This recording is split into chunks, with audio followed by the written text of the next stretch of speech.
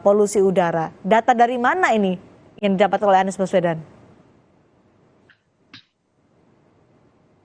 Mas Kolit. Ya, halo. Ya, silakan. Ya, tentu Mas Anies Baswedan memiliki tim ahli ya, karena beliau sudah melakukan kajian secara khusus dan sudah membuat desain kebijakan publik di Jakarta. Substansi dari yang disampaikan oleh Pak Anies Baswedan adalah desain kebijakan publik yang tepat. Jadi ini saya kira bagus, Pak Anies sudah mengungkap bagaimanakah membuat desain kebijakan publik untuk mengelola transportasi yang ramah lingkungan, transportasi yang bisa mengentaskan, mengurangi kemacetan, dan kebijakan publik yang bisa berkeadilan. Jadi kebijakan publik harus menghadirkan rasa keadilan di Yang sini. tidak berkeadilan di Dan bagian mananya, Mas Kolit? jadi begini, kalau kita melihat konsep subsidi, maka dia harus targeted, ya, targeted kepada kelompok-kelompok yang berhak menerima subsidi, ya, kelompok-kelompok yang purchasing power atau daya belinya lemah. Sedangkan kalau kita melihat konsep subsidi dengan mobil listrik, itu siapa yang disubsidi? Justru ada kelompok-kelompok yang sebenarnya tidak perlu mendapatkan subsidi karena mereka ada kelompok orang kaya. Itu yang pertama. Yang kedua, kalau tujuannya itu adalah ingin mengurangi emisi karbon, maka kita harus melihatnya mengubah paradigma policy itu dari private transportation atau kendaraan privat menuju public transportation atau transportasi publik. Nah, ini yang digagas oleh Pak. Tapi kan ada juga insentif atau subsidi untuk bus listrik dari pemerintah. Jadi gini, kita bicara kebijakan publik itu bicara namanya first thing first. Mana yang perlu diprioritaskan. Sehingga ketika kita memberikan alokasi politik anggaran dan kebijakan afirmasi, yang harus terutama diprioritaskan menjadi fokus perhatian ke depan adalah transportasi publik. Jadi oke, mobil listrik, tapi yang paling utama adalah bagaimana kita build infrastrukturnya, yaitu seperti bus listrik. Tadi sampaikan Pak Anies, transportasi untuk logistik, ya, untuk menggunakan listrik. Jadi karena kalau itu subsidi hanya diberikan atau difokuskan kepada private car, itu tidak menyelesaikan tujuannya, tidak menyelesaikan emisi karbonnya, tidak menyelesaikan. Meskipun sudah ada subsidi juga untuk bus listrik ya dalam kebijakan pemerintah, Anda tidak melihat itu sebagai upaya pemerintah juga untuk memindahkan dari mobil pribadi menuju ke transportasi umum? Nah, ini kan masalah pilihan kebijakan. Jadi Pak Anies yang sampaikan oleh Pak Anies adalah kita lebih memprioritaskan public transport tadi itu. Jadi karena begini, resources kita terbatas, subsidi yang terlalu besar, itu dana pajak masyarakat loh. Dana pajak masyarakat kalau diberikan subsidi kepada tidak tepat sasaran. Kita dapat poinnya, Mas Kolit. Tadi disebutkan juga oleh Menko Marves, Pak Adri Luhut Binsar Panjaitan yang menyebut bahwa ini sudah sesuai dengan studi komprehensif, tapi kemudian kritik Anies tadi saya ulangi lagi, emisi mobil listrik per kapita per kilometer lebih besar dari emisi bus berbahan bakar BBM. Apakah studi komprehensif yang dilakukan oleh pemerintah bisa membantah ini? Baik, terima kasih, Mbak. Jadi memang benar bahwa keputusan pemerintah kebijakan subsidi ini, pertama ini bukanlah hanya di Indonesia saja, tapi kebijakan ini juga diberlakukan di beberapa negara lain secara global, dan tentu saja juga sudah melalui kajian-kajian dan penelitian yang mendalam dan komprehensif. Jadi saya kira menarik juga, saya pengen melihat juga ya kajian lain seandainya ada gitu ya, karena memang benar. Kebijakan ini tuh harus dilihat tidak hanya sebagai subsidi motor listrik, tapi juga mobil listrik, tetapi juga motor, mobil, dan juga bus. Tadi kan juga disampaikan di awal bahwa saat ini Transjakarta saja di Jakarta saja sudah 220 unit bus ya, dan itu akan terus bertambah seiring dengan kesiapan ekosistem dan infrastruktur kendaraan listrik di Indonesia. Belum lagi kita bicara sepeda motor ya, data di lapangan, data dari para pelaku industri mengatakan bahwa animo minat pengguna sepeda motor terhadap motor listrik itu sangat tinggi ya, bahkan sebelum kebijakan subsidi ini diterapkan.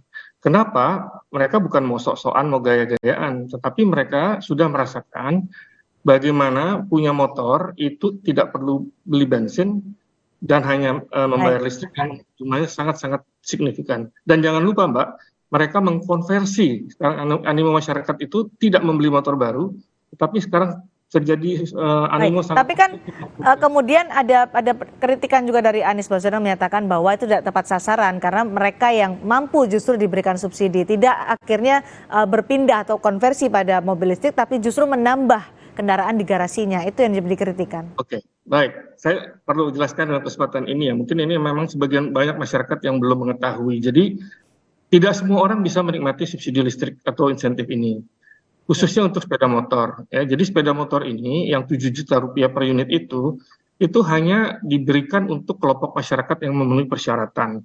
Jadi sesuai dengan peraturan Menteri Perindustrian nomor 6 ya. Jadi bagi mereka yang satu masyarakat penerima kredit usaha rakyat ya, atau mereka yang menerima bantuan produksi usaha mikro, atau mereka yang menerima bantuan subsidi upah, atau dan pelanggan penerima subsidi listrik sampai dengan 900 kWh.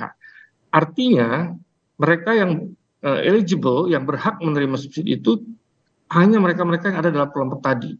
Jadi sangat salah kalau dikatakan ini hanya untuk kelompok masyarakat atas ya. Justru banyak orang kemudian merasa wah saya tidak termasuk kategori itu. Ya memang iya, karena pemerintah tidak memberikan kepada semua orang subsidi motor ini. Tanggapannya Mas Khalid? Saya kira udah jelas ya. Jadi kalau subsidi itu memang diperuntukkan kepada yang targeted, yang berhak. Dan kalau kita lihat dari desain mobil listrik, itu yang mendapatkan justru yang tidak berhak gitu ya. Dan itu tadi mobil yang harganya 800 juta, 250 juta, yang sebenarnya nggak affordable juga untuk masyarakat kelas menengah bawah yang sebenarnya mereka berhak untuk mendapatkan targeted subsidi tadi.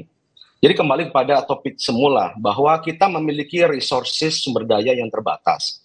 Dalam konsep Economics 0101 itu kita terlihat kan, kalau resources terbatas, maka kita harus fokus kepada kebijakan prioritas. Apa itu? Untuk memperkuat transportasi publik. Kami setuju dengan konsep listrik, tapi kita harus fokus subsidi kepada transportasi publik. Itu yang kita prioritaskan. Anda fokus pada transportasi publik. Tapi kita juga masih ingat ketika Anies Baswedan menjabat sebagai Gubernur DKI Jakarta juga memberi insentif loh untuk mobil listrik pribadi yang insentifnya itu bebas gage, kemudian bebas pajak bea balik nama. Apa bedanya menurut Anda? Jadi Pak Anies pada waktu di DKI, beliau resources dan fokus politik anggarannya itu ke transportasi publik. Beliau membuat apa yang disebut dengan Jaklingko, terintegrasi dan memberikan subsidi kepada orang-orang kelompok yang tidak mampu untuk bisa menikmati transportasi publik yang nyaman dan terintegrasi. Mengenai yang kebijakan insentif untuk pajak tadi kendaraan bermotor, pajak itu digabungkan bea balik nama itu digabungkan dengan kebijakan ganjil genap gitu ya. Jadi semangatnya tetap kepada prioritas kebijakan transportasi umum atau transportasi publik itu, Mbak. Jadi bukannya kita menegasikan 100%, tapi kita memiliki resources yang terbatas, maka resources yang terbatas ini kita harus fokuskan kepada transportasi publik itu. Karena kalau kita memberikan insentif yang salah, maka yang terjadi adalah emisi karbonnya tidak tercapai penurunannya, kemacetan akan bertambah, maka orientasi kepemilikan terhadap kendaraan pribadi juga akan bertambah. Jadi macet bertambah, emisi karbon tidak tercapai, dan targeted subsidi tidak tercapai. Karena ini soalnya kan ada insentif pada mobil listrik pribadi, bebas gage, itu kan pada akhirnya juga orang mengkonversi atau tidak mengkonversi atau menambah kendaraan kan juga ada alasannya, karena bisa bebas gage, ada insentif pada mobil listrik pribadi dalam bentuk bebas pajak bea balik nama seperti yang diberlakukan pada saat Anies Baswedan menjabat sebagai Gubernur DKI Jakarta. Tapi first yang dilakukan saat itu adalah narasi utama atau kebijakan utama dari Pemda DKI saat itu adalah membuat transportasi publik itu yang diutamakan. Itu hanya komplementari saja. Jadi kita berpikir prioritas di sini. Prioritasnya adalah public transport di situ. Kalaupun itu pernah, itu adalah merupakan sebuah komplementari untuk mengawinkan dengan kebijakan transportasi umum gitu. Dan apa yang kemudian terjadi di negara-negara lain nih, misalnya negara-negara lain, negara-negara maju terutama, itu transportasi publiknya itu sudah sangat baik gitu ya. Sehingga ketika ada insentif untuk mobil listrik, kita prioritaskan dulu ini bagaimana transportasi publik itu menjadi prioritas utama.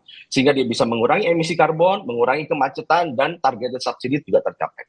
Demikian. Baik, Pak Adri, jika pemerintah punya alasan untuk menekan emisi karbon, kemudian juga untuk menjadi solusi polusi udara, ada insentif atau subsidi yang diberikan. Tapi bagaimana penyalurannya? Karena kami mengecek di sisapira.id bahwa untuk roda 2 data di sisapira.id baru sedikit yang daftar dan juga penyaluran. Apakah ini efektif?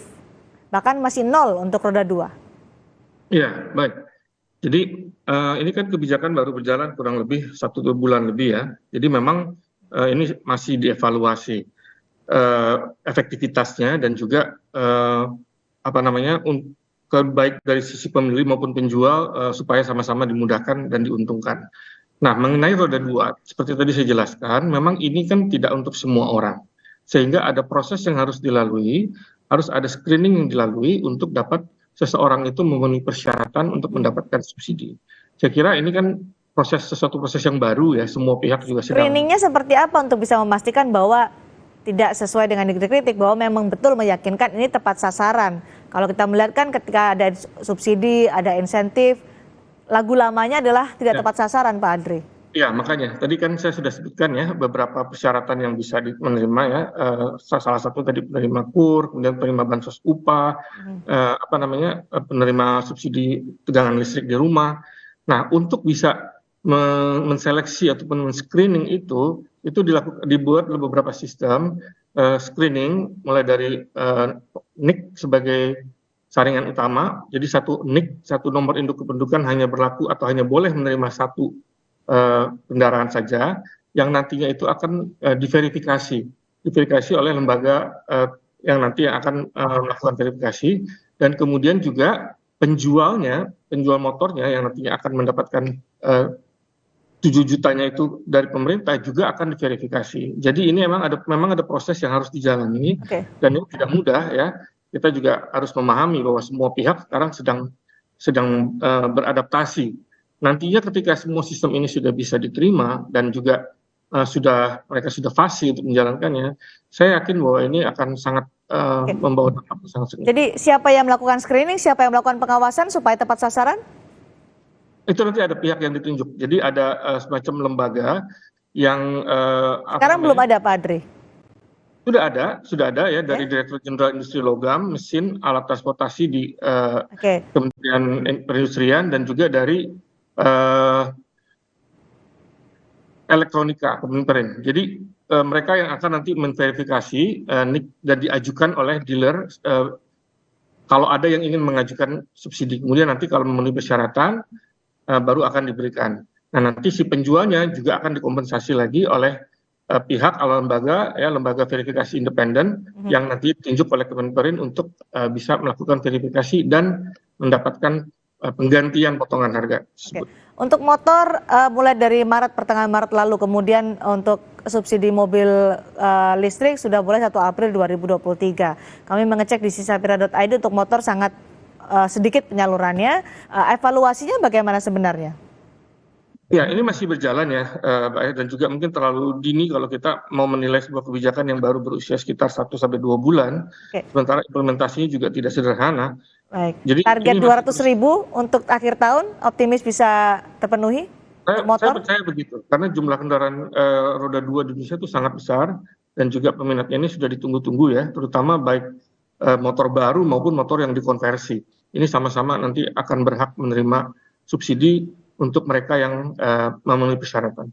PKS melihat bagaimana evaluasi yang dilakukan oleh pemerintah terkait dengan subsidi listrik sejauh ini, seperti yang tadi kan menyatakan harusnya pada lebih ke public sector atau transportasi publik dibandingkan kendaraan pribadi. Evaluasi apa lagi yang dilihat oleh PKS? Yang jelas pemberian subsidi untuk mobil listrik yang seperti Hyundai, Wuling dan sebagainya itu harganya juga ratusan juta ya, itu juga sudah tidak tepat sasaran. Artinya mau kita pakai kacamata apapun, itu desain kebijakan publiknya tidak tepat. Sehingga resources atau uang rakyat yang dalam APBN itu subsidinya harus tepat sasaran. Kalau itu diarahkan kepada subsidi transportasi publik, itu luar biasa, menjadi insentif. Itu bisa dibuat pilot project di beberapa kota-kota. Saya ingin konfirmasi kepada Pak Adri, berapa sih sebenarnya besar untuk subsidi kendaraan umum listrik, Pak Adri? Pak Adri? Halo? Pak Adri bisa mendengar suara saya? Oke, Pak Adrianto Gandhi akan bergabung nanti bersama kami lagi, tapi yang disebutkan oleh PKS tadi, Mas Khalid, untuk transportasi umum ya. Lalu bagaimana koalisi perubahan, punyakah agenda atau visi ke depan, tawaran ke depan terkait dengan mobil listrik ini supaya bisa ikut dalam pergerakan dunia yang disebutkan bahwa saat ini sedang galak untuk menekan emisi karbon? Di penyampaian pidato Pak Anies cukup sangat jelas ya, bahwa kita akan memberikan afirmasi kebijakan subsidi yang tepat sasaran, yang berkeadilan, yang berhak menerima subsidi. Dan konsep subsidi untuk mobil listrik itu tidak tepat. Kami memiliki agenda agar subsidi, kalaupun kebijakan itu diterapkan, itu diprioritaskan untuk transportasi publik. Oke, Pak Adri sudah bergabung bersama kami kembali. Pak Adri? Ya. Oke, PKS selalu menyatakan bahwa ini lebih baik, lebih tepat sasaran jika digunakan untuk transportasi umum. Untuk insentif khusus transportasi umum, pemerintah punya berapa sih anggarannya? Apakah juga memprioritaskan untuk sektor transportasi publik? Iya, tentu saja. Tadi kan juga sudah dikatakan bahwa sudah ada 220 unit bis dan akan terus bertambah. Jadi memang kita tidak bisa sepotong-sepotong untuk memberikan subsidi ini. Jadi bukan hanya kendaraan transportasi publik saja, tetapi juga sepeda motor yang jumlahnya sangat besar, ya, yang menurut Kementerian LHK itu kontribusi kendaraan BBM itu sampai 70% loh terhadap emisi karbon. Nah itu kan sangat besar sekali. Saya agak nggak mengerti kalau dikatakan tidak signifikan ya. Nah itu tidak hanya datang dari kendaraan umum saja, tetapi juga dari sepeda motor dan kendaraan pribadi. Nah itulah makanya pemerintah memberikan kebijakan ini secara menyeluruh, bukan hanya kendaraan publik saja, transportasi umum saja, tapi juga sepeda motor dan juga kendaraan pribadi. Oke, berjalan sejak 20 Maret untuk motor, 1 April untuk mobil. Kita tentu nanti akan mengevaluasi bersama kebijakan dari pemerintah terkait dengan kebijakan kendaraan listrik yang diberikan subsidi oleh pemerintah. Terima kasih Pak Adrianto Gandhi, terima kasih juga Mas Muhammad Khalid sudah bergabung bersama kami di Indonesia Malam. Saudara, KPK tidak percaya kekayaan Kepala Dinas Kesehatan Provinsi Lampung, Rehana Wijayanto, hanya 2,7 miliar rupiah. KPK pun menemukan ada kejanggalan dalam laporan kekayaan Kadinkes Lampung. Kami hadir selepas jeda, tetap di Sapa Indonesia Malam.